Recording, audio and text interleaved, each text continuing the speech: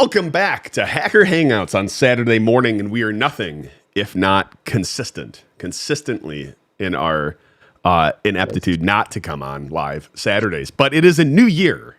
It is 2026, and we are live, and this is going to become a thing because we have goals, right, Gowrie? I just hit my table and something fell off. We have goals. You have goals, right? 2026. What is on your bucket list? Or not bucket list, your to-do list. Don't die this year. Don't die. Yeah, that is a good goal. What's on your bucket list before you die this year? Wow. We're going existential from the start. Is there something you're not telling me? Oh, wait. Is there something I'm not telling you? Is that how this works? True. All right, so what's your goal? Do you set goals for 2026? I don't set goals. I find the whole concept of I'm a curmudgeon. I'm a curmudgeon in this sense. I find the whole concept of New Year's resolutions to be pointless and setting yourself up for failure.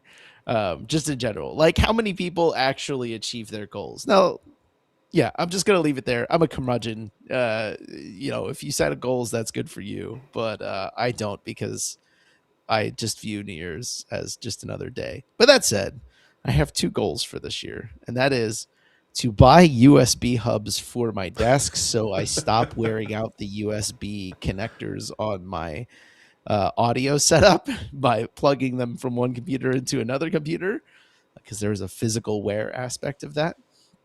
And two, I want to build a guitar pedal. And that's it. Those are my two goals for the year. Other than that, survive, because I'm a dad now. I'm just surviving.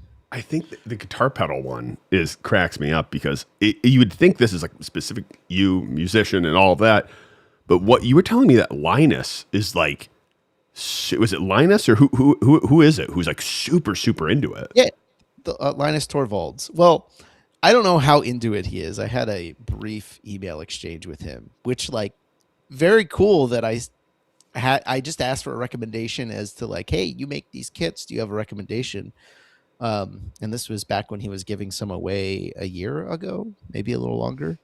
And we had a 3 or 4 email back and forth where we just nerded out about electronics. And apparently, I don't think he actually plays guitar, or if he does, he doesn't use the pedals that he makes. He just gives them to his friends. He just sees them as nice electronics kits that scratch that itch for him. And I've been staring at that, and I found a nice, about 200-page long book called Electronic Projects for Musicians. And I kind of just want to understand how these things tick, and then maybe sometime in the next couple of years design my own for funsies. And so I want to start with a kit and understand all of the different components on the kit and exactly what it's doing. Like, I don't want to treat it as like buy a badge solder kit. I want to buy a kit and then actually understand what's going on.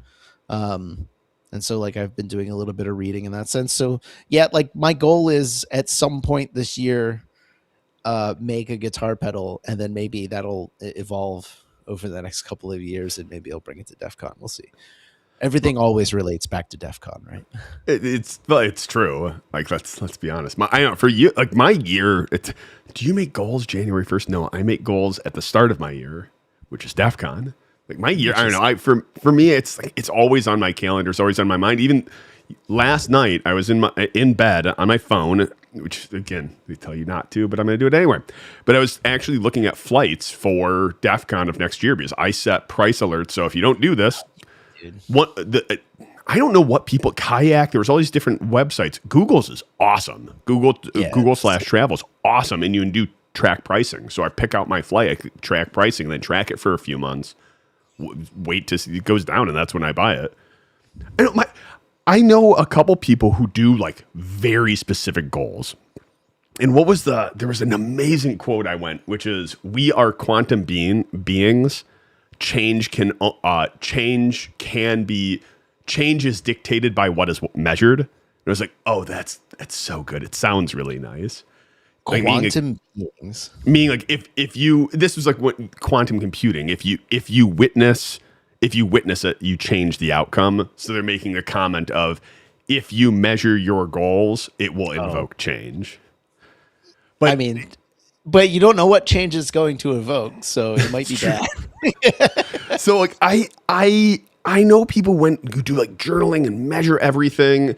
Mine tend to be more like, what are my priorities? So like if I set what are my priorities, and some of them are like going to happen. We're moving this house temporary. Like we are building a house like 400 yards that way. Like that is a priority for me. Make sure that's done right. Make sure I catch the issues as we go. And it's amazing to me that there's some of the issues there are like a wall in the wrong place. Like there's plans. We can follow plan. Either way. But like, I think those are where I like house goals are so interesting because you always make plans for how to improve your house, and then it never turns out that way. It never actually turns out that like we have to. I'll just inject a little bit of personal stuff, but like we have to replumb our basement. Like we've redone a bunch of stuff upstairs, but like down in the utility closet, I'm like, oh, we need to replumb it because the pipes are old and blah, blah, blah, blah, blah. And originally it was just going to be like, let's get a plumber in. And then it evolved into, well, if we're going to take the ceilings down, we may as well do X. Well, if we're going to do X, we may as well do Y. If we're going to do Y. And then it's just like, oh, this was supposed to be an annoying but necessary thing. And now it's turning into let's just rebuild the fucking basement. And like, I hate housework. I hate it so much. It just never turns out the way you want it to. Mine, I don't mind. Like something I did for this house, I work from home, I run a business, all of that. Like I need power. In this case, our old house, I put a whole house generator in. And we were in a subdivision. Like it's not a big, if we lost power, it's not a huge deal. Here, we're on a well. So we lose power, we have no water, we have no heat, we don't have anything. So I wanted to put a interlock switch in, which 30 amp, and it's so weird and it's so terrifying when you think about what it's doing, because you're backfeeding your entire panel. So you're effectively taking your generator, your battery or whatever, and you're plugging it into a wall socket, which then backfeeds your panel, and you have to turn off the main feed. And it's very simple how it works, but that was my weekend project this past weekend. How much of the, like, you didn't go to college or school for any electronics stuff? My right? father worked at the utility, though. So he was a substation operator, which was like a super dangerous job. That being said, like he's done enough electrical work for me to, like, I've installed panels and stuff like that. He had rentals, so it was as a side thing. I was going to ask, like, how much of your like general electronics work allows you to understand what the heck is going on in the rest of, but it sounds like you, at least for house level electronics, it's a different world. Yeah, it was, but it was terrifying at the same time because, like, so you've been doing certain things so long, you can you shouldn't, but you bypass some of the safety things. Like I would see my father working with like 120, like bare hands while it's live. It's fine because he deals with like 40K circuit, like way higher circuitry. So it's like or not way higher voltage. So like this stuff doesn't worry him as much. So like a normal person working with live 120 is like terrifying. So like those ones I still have to like go, okay, what would he do? Okay, what should I do? What would he do? Let's not do that. But that stuff's like, again, we're living in a world where I can watch a YouTube video and immediately be an expert on it. I say that kind of like in the Dunning-Kruger effect. Why are you watching YouTube videos? You just ask ChatGPT now. And that is true. Whatever it hallucinates. I can just do that.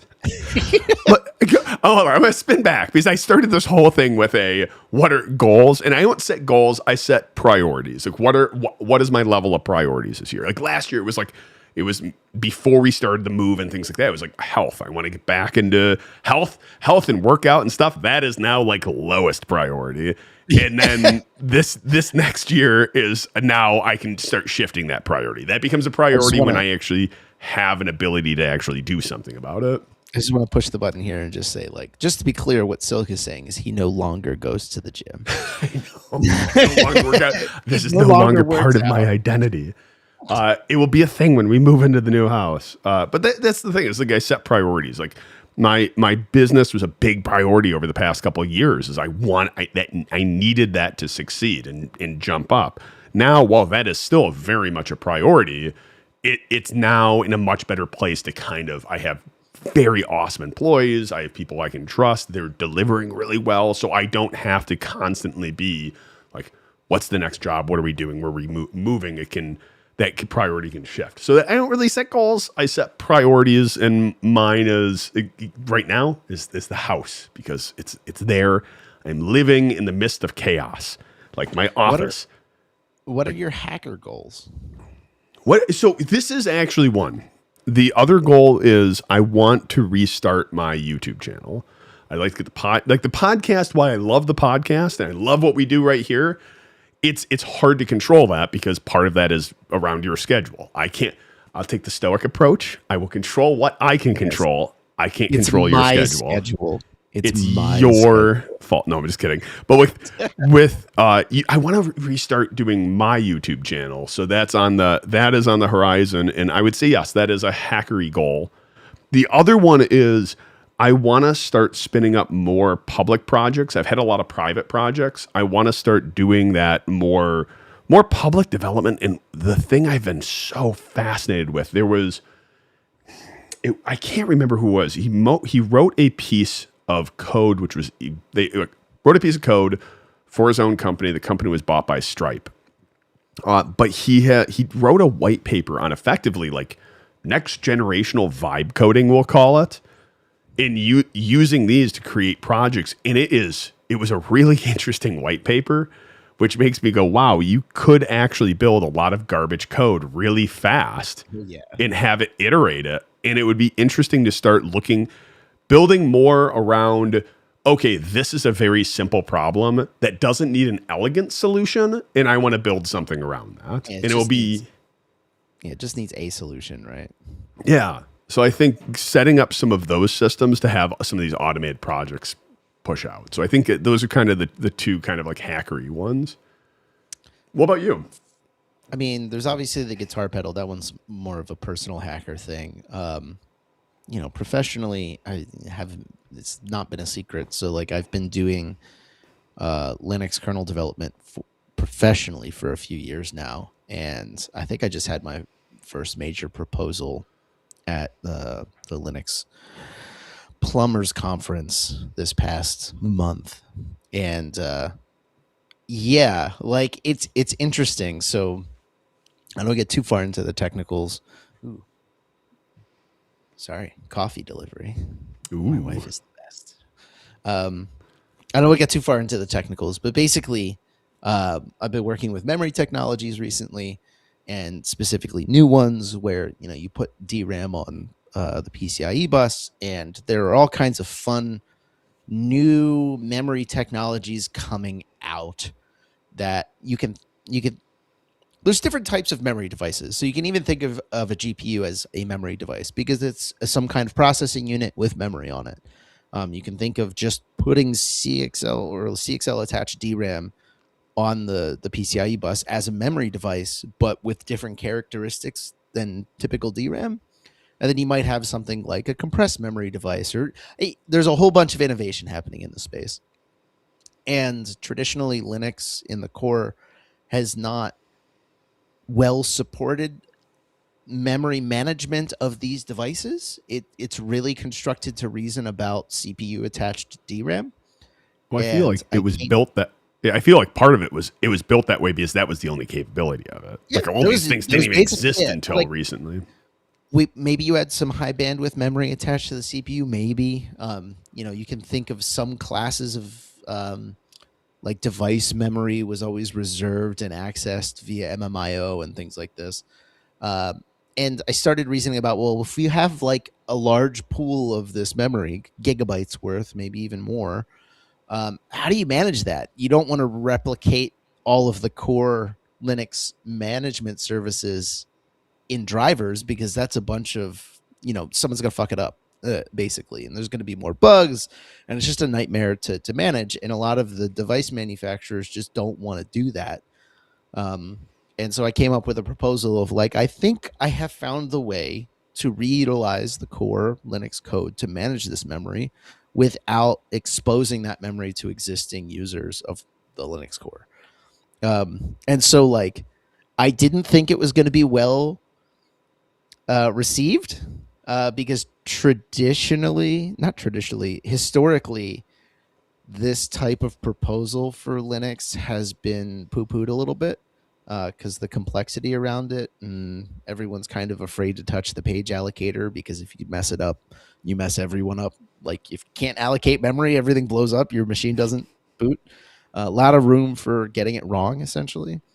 But I think I was really surprised by that. I wouldn't call it a warm reception, but I did get some feedback that was essentially like, this is the closest anyone's come to an idea that I don't hate, which is about as warm a reception as you can get in the Linux practically acceptance. No, I'm not going to go that far, but it's more of a, I'm not going to say no, but I'm not saying yes. So keep going, and we'll see where this is turning out in. So from a technical perspective, like I have made myself the goal of iterating on this idea and trying to find a solution that works. And like part of this is work, right? And so like I don't want to make my entire life's goals around work, but it's really exciting to be working on code that potentially touches billions of computers. Like that's potentially, absolutely. I think though, yeah. I listened to your talk, and it's an opt-in. Like there's a really clever way of just doing it. I'm not sure if that's how a lot of these features are done, where it's you set an opt-in for it. Like, hey, I'm going to make use of this feature. I'm opting into it. I think opt-in is the wrong way of looking at it, because that kind of presumes that there will be some configuration.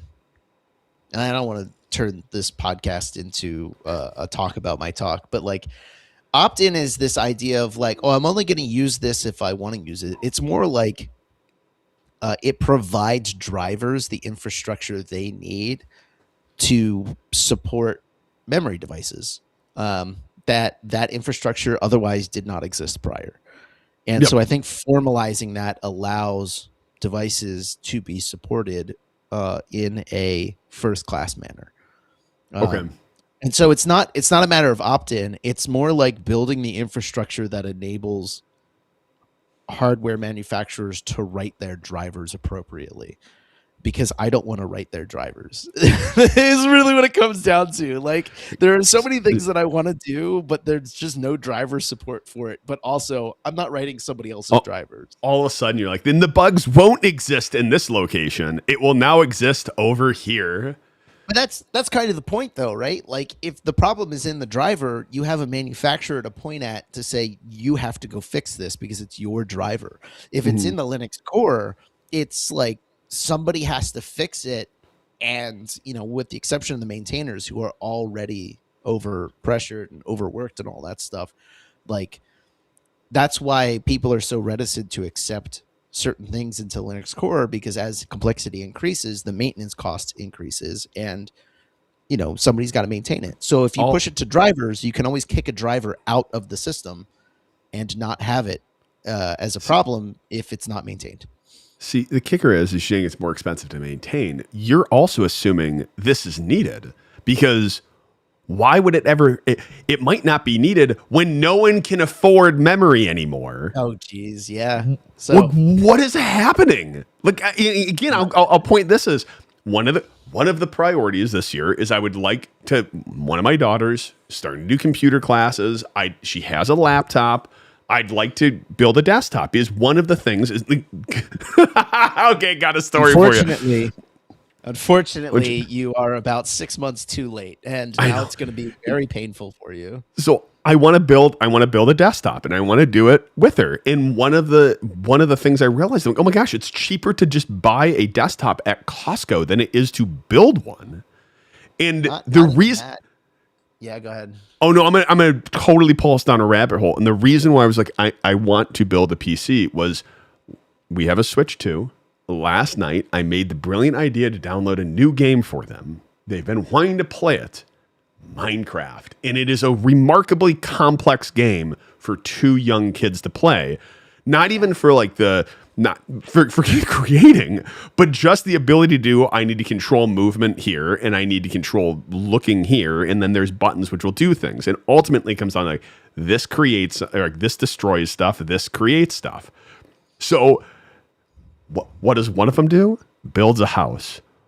The other one discovers lava and goes, oh, I'm just going to put 1 square of lava in your wood house. It's fine. Needless to say, it ended in tears, which now goes, okay, which was not fine. But they learned a valuable lesson. Never trust your siblings ever. Yeah, rabbit hole. My older brother and I had, this is such a core memory for me that I had forgotten about until just this very moment. N64 growing up, we had Super Mario 64. For anyone who's played it, there are 120 stars in that game. Mm-hmm. My older brother and I had worked diligently for like a year, maybe even longer. This is before like online. You had online guides at like gamefaqs.com. Yeah, they were rare. It was all text, right? It was all text, and then you had to go translate that into like go find all the coins and stuff, right? We had worked diligently over the course of a year to find 119 out of 120 stars. And there was 1 star left, and that was the 100 coin star on TikTok clock. And we just could not figure which star in the level enabled you to collect 100 coins. And we have been working on it for months. And our little brother erased the save file. Oh. And we were like, well, this game is dead to us now. We were so distraught. That's our burning down your house story. So as you said, never trust your siblings. Like, and this is when I learned how to do digital forensics. Gosh, that is, everyone has one of those moments. It's the odd job moment. No, you're not allowed to odd job. You're not allowed to pick odd job. Slappers only. All right. Going back to the memory one, though, it's amazing to me that how expensive memory has gotten. Oh my God. So someone pointed out that memory, in fact, over the course of the past, I think it was Gamers Nexus, another YouTube channel, pointed out that over the past 3 or 4 months, DDR5 has been the fastest appreciating asset of the year because it went up like 400 or 500%. Like a DRAM kit that cost like $120 6 months ago costs like $600 now. It's wild, and it's gotten to the point where Micron even killed their consumer memory brand Crucial. Crucial is dead, doesn't exist anymore. That's because they're like, well, that's taking up too much fab time to support our data center customers, so we're just going to kill off the consumer product line so we can focus on that. And it's creating, and it's even causing DDR4 prices to go up, which is wild. Yeah, it's part of this is just it's incredible to me how expensive it is, but how much it's starting to impact, again, little like building your own PC and building that stuff where it's like, okay, well, it's not even worth building it. I'll just buy a pre-made one. Yeah. And it's getting to the point where I just saw some reports that some pre-made manufacturers are starting to cancel people's orders and then change the price up by $500, $600, $700. That is it. Yeah. I mean, I would expect major consumer electronics like switches, Switch 2s, anything that has an appreciable amount of memory in it, I would expect major price hikes in this coming year, which is awful. It's actually awful. How long? I can see why, like GPUs, for instance, or not GPU, like NVIDIA, why that's going. They have their technology. No one can necessarily compete for training LLMs. Like their companies are trying to, but it takes time to build those. Do you think the same thing exists within the memory space, or are you going to see, okay, because the prices are so high, it's going to allow other players in the space to enter it? I mean, at the end of the day, it's fab time, right? Like there's a limited capacity to produce chips, and like the fabs that make memory are also fabs that make other stuff. It's all silicon at the end of the day, right? So, I mean, it's not quite the same, but yeah. Um, at the like, it takes 5 to 10 years to bring a new fab online. Really? So no, like I don't think in the short term this is probably going to continue happening for at least 2 to 3 years. Like there are fabs being built, they're going to come online in 2026, 27, 28, etc. But is that capacity going to be sufficient to alleviate the market? I don't think so. And what's really funny is Gamers Nexus pointed out that GPU prices have actually been coming down as memory prices have been going up, which is strange. Go ahead. Do you think there's what was you were talking about a video beforehand talking about memory tiering? Yeah, so I mean, we were coming up with topics to talk on the stream, and there was two things. It was like one, this is the year of the Linux desktop. Just like this year is the Dallas Cowboys year. They're gonna go to the Super Bowl, just like every other year. It's their year. Will the Linux desktop run Arch? If you if you are a masochist, that is not the distribution I would use for somebody who wants to convert from Windows to Linux. But it's definitely Gentoo. You compile a compiler to compile your kernel. Bootstrap stage 1. Yeah. Let's go. But memory tiering. So one, it's like this is the year of the Linux desktop, and then a buddy of mine sent a LinkedIn post about 2026 prediction about being the year of memory tiering, and it's really funny to see this being predicted this year, and part of this is because of the memory shortage, and the idea being like, how can we be more economical about memory usage? And I think like for obviously for folks who don't know what memory tiering is, if you have DRAM and then you have some lower tier of memory attached to the PCIe bus, these two things have different performance characteristics. And so you need some kind of software, typically the kernel, that monitors your data to see how hot it is or cold it is, and then move it to the appropriate place.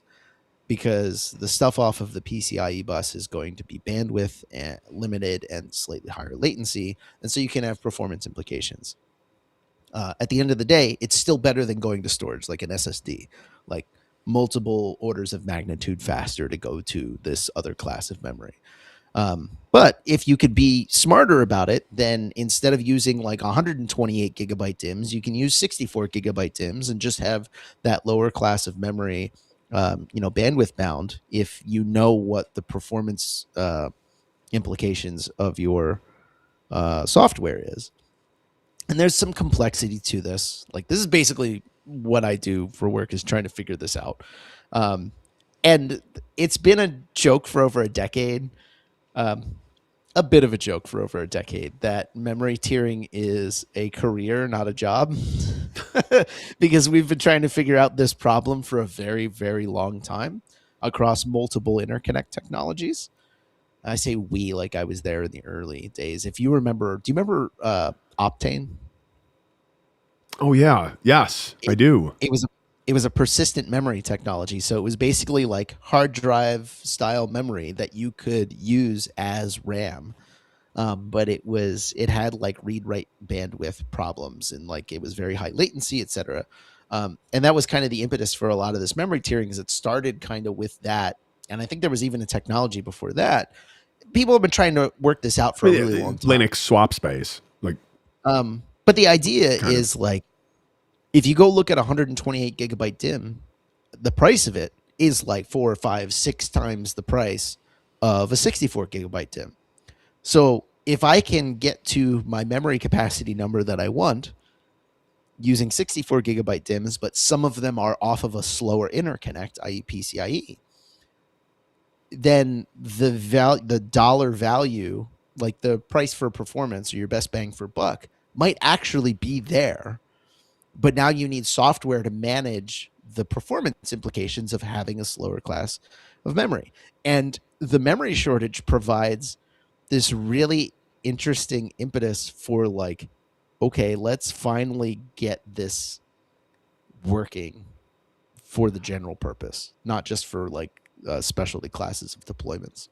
One of the things that seems like fundamental to this is how much standby compute space there is. So we've talked about this. The only reason I know this is because we've talked about it. Was you're in these data centers like Amazon, Google, insert Microsoft, whatever.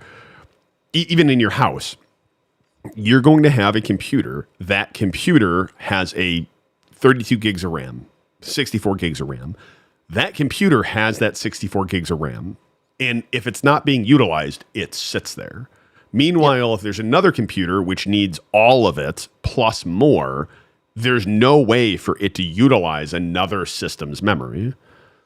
Now, there's this whole what was the CXL where it's like you have like a separate system, almost like a server, like a big server, which is just memory. We call it a memory pool. A memory pool. You have a memory pool that everything can pull off of. Now, that stuff is being developed. Do you think there's a time on the horizon where that's going to move into the consumer space where you have a memory pool for like 5 computers, almost like a NAS? Like you have your Ubiquiti Synology NAS where you can have your memory pool. For the consumer, I highly doubt it. Like for like walking into a micro center to buy a memory pool, I probably not, at least in the next. I don't know what hardware manufacturers have in the pipeline, right? So like I'm speaking from this total speculation on my point. But given the fact that like Micron just killed Crucial, I think any kind of memory technology that's intended for the consumer in particular is probably like still ways down the way. So I'm not going to say no, but I find that very unlikely. Very, very unlikely. That said, from the data center perspective, absolutely. I think people are looking at this. What about solutions? Keep going. So I was going to say, what you described is a term that's been coined called resource stranding or memory stranding, which is like you have some amount of memory or even CPUs that are unutilized that would otherwise be utilized if they were in some other machine. And there's a bit of a bin packing problem there. Like, how do I distribute my work? But at the end of the day, the idea is like, can we at least alleviate the memory bin packing issue by putting some class of memory off of PCIe and then dynamically allocating it to machines to create more flexible shapes? Because like right now we have, if you go to like EC2, you can buy a shape, quote unquote, of a virtual machine that has like 4 CPUs and then like 16 gigs of memory.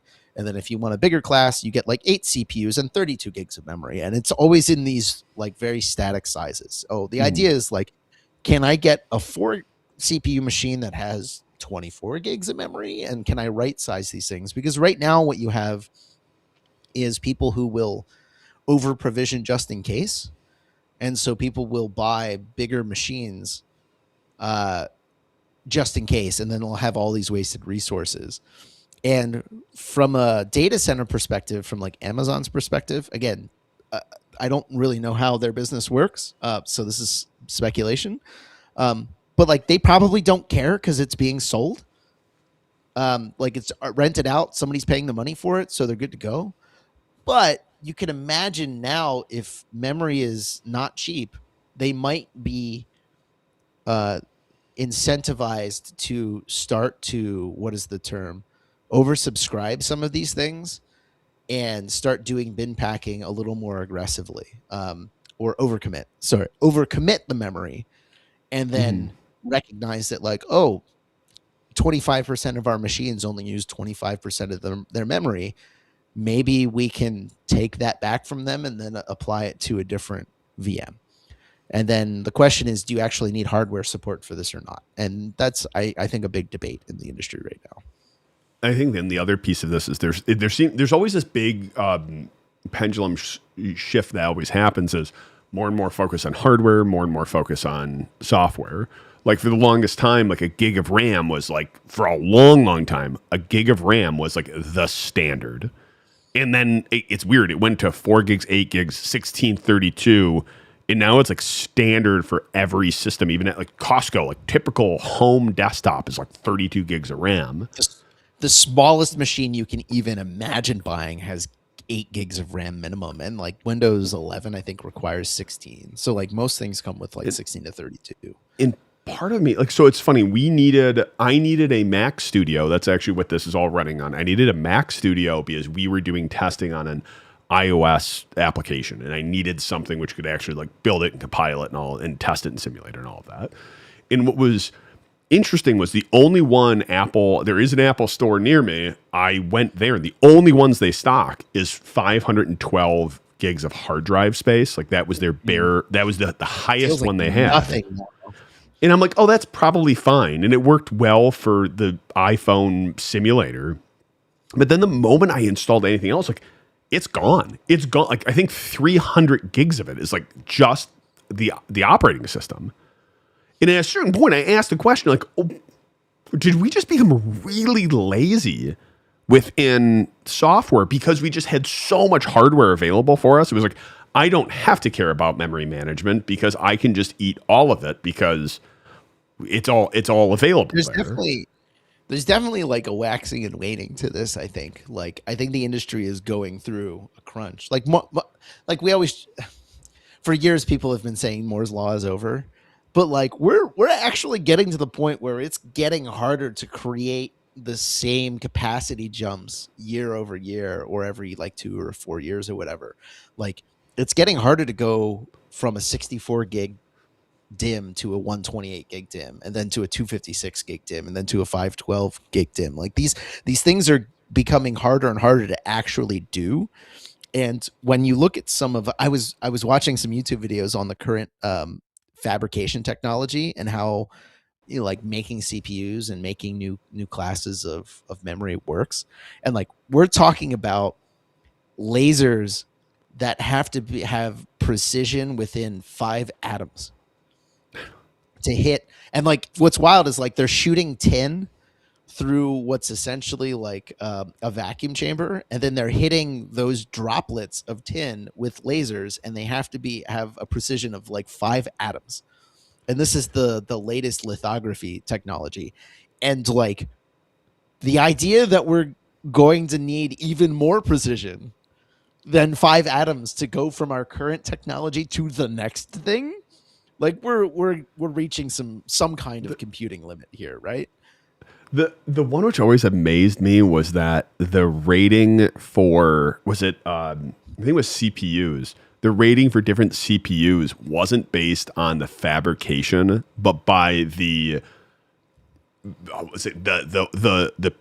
transistors that just didn't work.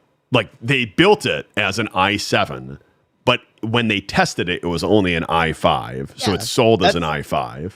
It's called binning, right? And so they build everything as like, so like not to pick on Intel, but like they try and build everything as an i9 or whatever the highest class thing is, and they figure out what the yield is for the highest class thing. And then they just take the failed ones and they laser off other portions of it, and then they call that an i7. And then for the ones that have even more failures, they call that an i3. And like that's how you get your yields, and you make the most out of your freaking like $100 billion machine, is you try and use every single thing it produces. So like it's not a scam or anything. It's just how the business has to be structured. And like it works. Like, I mean, i3s are perfectly fine today.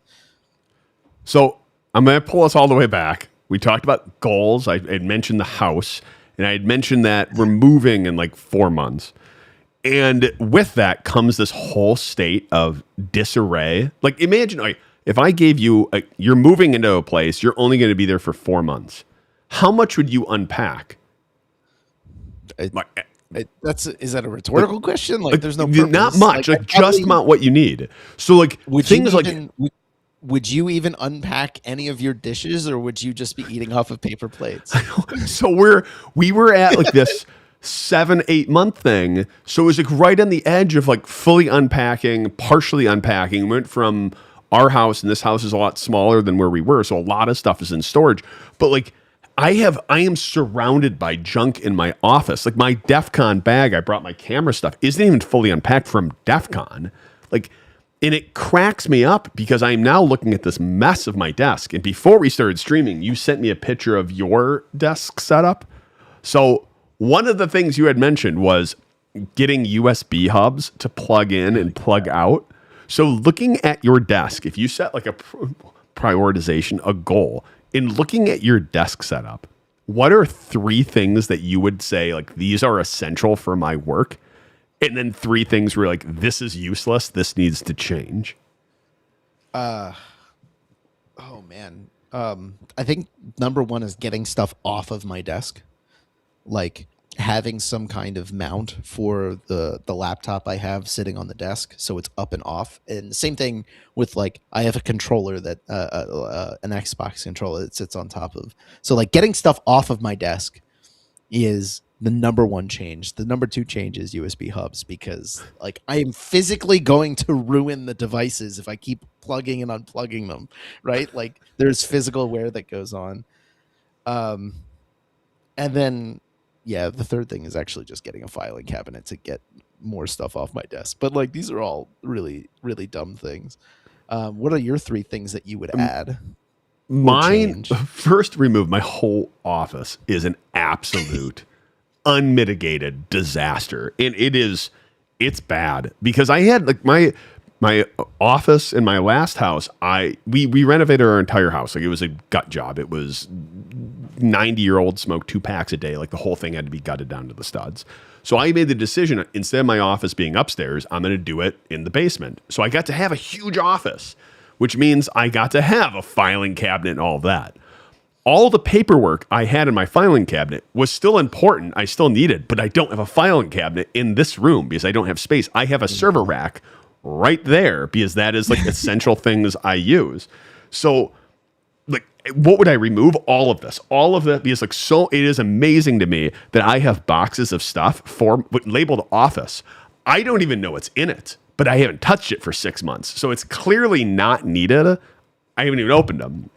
But the biggest thing I need spring cleaning in the middle of winter. I know. The biggest thing I need to sort in whatever, when I eventually move, is I'd like to have a setup. Like the setup I have right now, I've been able to keep because it's all kind of tucked away. I got C-stands and stuff like that to hold it. But the biggest one is sorting out the video so I can do videos easier. Because even this, like we had the freezing issue for so long, and it goes to that Atmos and this Atom X, which I don't even know if it's supported anymore, is to figure out where I could actually do video switching, where I could have one video here, we had another video up and top down to be able to actually show stuff when we're talking. I'd actually like to get like the cables and this stuff sorted, but like mostly the useless stuff. I don't have too much useless stuff, but mostly just a lot of junk. It's a lot of junk. So much junk. I've gotten to the point where like I take things off of my desk and I put them on top of my piano, and that makes my piano completely unusable. So I just need more storage in my office so I can like use the things that I have purchased. So the thing I am most excited about with the new house is instead of putting an office in the basement or having a room for the office, you can do what's called a bonus room. And effectively, it's a finished space above the garage. So you have your garage is naturally going to be taller, so it doesn't cost much. It's always less expensive to build up than wide. But I could finish the space above my garage. So because of that, it doesn't make sense to put anything else up there. So I am going to have a massive office. And I'm a little worried it's just going to be like, how do I fill this space? I should put X, Y, and Z in here. You're just a teenage boy moving into the loft above the garage. That's exactly. Oh gosh, it's so great. It's going to be so. And then the best thing about it was, I'm going to put the server rack in the basement, and I had this brilliant idea where I'm like, I can run like hard conduit from the closet in my office all the way down to the server space. So now legitimately, if I ever have to run a wire, Ethernet, HDMI, whatever, I can run it straight through this conduit all the way down. This is like a PVC piece of plastic, like gray stuff. I always find plans like this interesting. How often do you think you're going to do that? Never. But if I ever have to, here's the thing is, if I ever have to, I will have an ability to do it easily, which will take 10 minutes versus having the idea and going, yep, there's no way that's going to happen. This is like a friend of mine has a wine cellar, and I was over at his house, and he's like, we walked downstairs, and he's like, oh, let me show you my server room and my wine cellar. And I'm like, first of all, like the wine cellar, okay, this is your hobby, but also why? But then like his server room, I'm like, also doubly why? Like you of all people do not need a server room. Why do you have a server room and a wine cellar? And why are they right next to each other? That seems not logical. I think you're just going to end up in that position where you're like, well, how do we fill the rest of our basement? We already have a server room. We better put a wine cellar next to it. But we got to make sure that we have the appropriate conduits so that we're not dumping the heat from the server room. And I'm just going to sit here going, you're out of touch, man. I'm like, Braden cracks me up because I temporarily cleaned my office into a box. I have several boxes. I've gotten out of that habit. All I can think of is the movie Dirty Rotten Scoundrels for the wine cellar. Like he has the bottle of wine. He goes, oh, so you collect it so you can drink it. Oh no, it's far too expensive to drink. Oh, so you sell it? No, it's far too valuable to sell. Oh, I just sit here and look at it.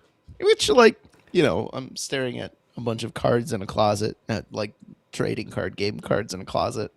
And I'm like, oh, I can't open that box. It's far too expensive. It's far too expensive.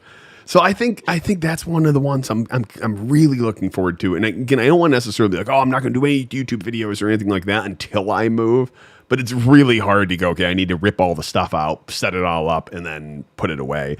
And I think the other thing is like, you always go back. It is amazing. Even the people who have like millions of subscribers, and I have no intention to be like, oh, I'm going to be so popular. Like I don't need YouTube as a business. I actually don't want it as a business because I actually enjoy it still. But please don't make us famous. Like, but the piece I have is like, it is amazing how often you go, okay, what do I make videos on? It's like, oh, I'll just make it of anything, and you realize you start having that whole cycles of imposter syndrome and whatnot over and over and over. What do you make videos of? Oh, it's just like, do you feel that the imposter syndrome stems from like, who's even going to watch this and who am I to even talk about X, Y, and Z? Or is it like, how do you find that it comes, how do you find that in particular imposter syndrome showing up? I find it showing up because anything I can think of, there's 1,000 other videos. Here's the struggle. I don't want to do technical videos because there's really good technical videos out there. You have people like CryptoCat doing great exploitation videos and capture the flag videos. You have John Hammond who's doing great ones like that. You have other ones like Network Chuck doing like technology ones and news updates. And you have all these great channels doing those. And I start going, okay, well, I don't want to go technical because I do technical for work. And then you go, okay, well, I want to do more generic, but then it's just a general wash of nonsense. So I then start thinking, okay, what do I want to do videos of? Who am I making videos for? What are they concerned about? And then if I put on the business hat, I go, well, something which makes me unique is that I was I was a technical pen tester, and then I built a multi-million-dollar business. Like that would be interesting to make videos of, but at the same time, you then go, okay, well, again, what do you make videos of? Do you make it on business and growing a business? Do you make it on just DEF CON over and over? Here's interesting things happening there. And that's what I always struggle with is what in the world do I make videos about and who's the audience? So if you put the video piece aside and you view it as just a communication piece, what I've been finding for myself recently is, the imposter syndrome piece of like, who am I to come into this new technology space where people have already dedicated many, many years? Like I've been working in a space for about 3 years that people have been working on for 10 plus, who might have come in and say, this is how it should be used. But what I found is you have like the hardware specialists, and then you have like the device specialists, the people who are making a XYZ device. Then you have like the CPU vendors, and then you have the ODMs, the people who actually cobble the systems together. And then you have the Linux folks, and then you have the userland folks. These people are really bad at talking to each other. Seriously, like, because everyone's busy, not because they're bad at their job. It's just because everyone's trying to ship the thing that they think is the most important to them. And the requirements for each of these groups of people are wildly different at any given time. And so oftentimes I find myself, especially at Linux conferences, like I'm sitting in the nexus of where it all gets cobbled together on Linux.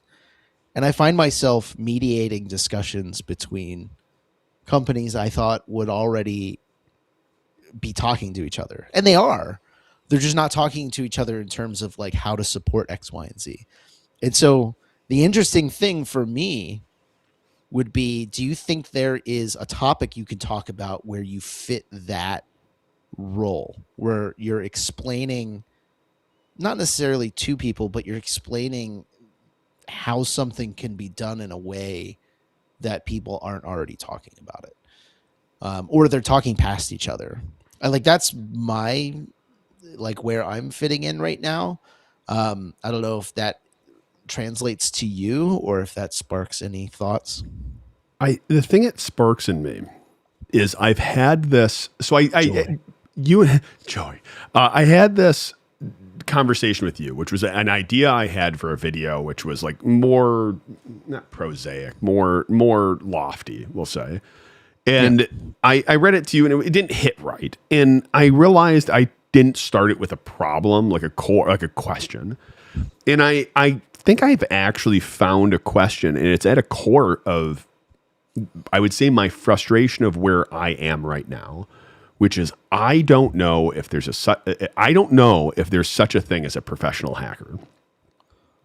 Because where I am, I would consider myself, I'm a professional hacker. When people, depending on who you talk to, you always introduce yourself depending on who it is. If you want to be I'm a professional consultant, I run a business, I'm a professional hacker, blah, blah. But the concept of I think you could be a cybersecurity professional. I think you could be a professional hacker. But here's the thing is I am a consultant. At my very core, I've been doing consulting forever. I am paid by my client to have the answer or be able to figure it out very quickly. Not to say, like, how can we do this? For me to sit and go, I have an idea of how we can do this. I need to think on it more and create a solution. But you are paid to have the answer, to be an expert in the space, to not because curiosity is almost a negative when it comes to that level. You can't go into an executive suite running some whatever exercise and have you have to have the solution. In any research you do has to be private. And that is at the exact opposite, it feels, of what a hacker is expected to be, which is open, figuring it out, not having the answer, being willing to say, I don't know, but I'll figure it out. I'm going to make a solution that probably may not work X number of times. I'm going to show all my failures publicly and show all the different ways I failed to do this thing before being successful. And it seems to be at the opposite side of the spectrum. And I think that's the thing I'm hitting on when I want to be talking about like what topics to do videos on, is it seems like in order to become a professional consultant, we'll call it professional hacker, but in order to become a professional consultant, you become less and less of a hacker. I will challenge you on whether your definition of hacker is the definition of hacker. right? Fair. Because you said the words. This is what a hacker is expected to be. It's like, well, who put that definition down on paper? Who says that that's what a hacker is supposed to be? Like traditionally, a hacker is just someone who hacks something together that makes it work, right? Like that. There's no implication of like, oh, must be public, must be this, must be that. It's just someone whose core feature, I guess, would be curiosity. The old saying, my crime is that of curiosity, right? But the counter to that is, are you allowed on that high of level where you are expected to produce an answer? Is curiosity seen as, I don't want to say a weakness, but is curiosity seen as not having the answer? I think that's a culture problem. I think it can be viewed that way. Obviously, your opinion here differs than mine. I think it can be, like, at the end of the day, if you're working for a business, like you've put many times before, if you work for Ben and Jerry's, your job is to sell ice cream. It doesn't matter if you're a janitor or a cybersecurity specialist or whatever. Your job is to sell ice cream. If you're over indexed on curiosity for the sake of curiosity, which is like kind of the core of what I think both of us view as like that's what a hacker is extremely indexed on, then your priorities are not selling ice cream. Your priorities are satiating your own curiosity. So obviously there's going to be a pressure to not necessarily stamp that down, but to guide that in the direction that sells more ice cream. But if you're indexed on selling more ice cream, then yeah, you naturally tamp down on curiosity because you figure out what works and then you freaking hammer that home. Which brings me to the point is I don't think you can be a professional hacker. I think you can be a hacker and you can be a professional, but I think those things are mutually exclusive. I think I'm shifting to a hacker is something you are and not something you perform. Yeah, I will not. It's not agree. I agree with this take. I don't know if it's the take, but yeah, like I sure hope not. I think it's closer. I think it's closer to the way we feel than we have previously expressed. The question is so we had this whole discussion because I'm going to spin this back to videos, and I want to make a video on something like that and think this is a profound statement.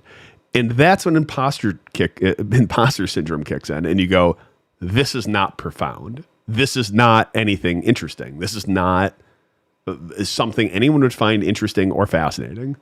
And that's where I go full circle. This is where I'll push the button that says, like, you should just have strong opinions held loosely. Have a strong opinion, but like if someone comes along and makes a good point, then adjust your opinion. It's fair. I can accept that. I can accept that opinion. Loosely. Loosely. With that, I think we have entered the hour of the where Mickey Mouse's hand is at the top of the hour. With that, do you have any last parting shots? I'm so tired. Who knew that having a kid would be exhausting? Who could have prepared me for this? My goal for 2026 is to survive being a dad for another year.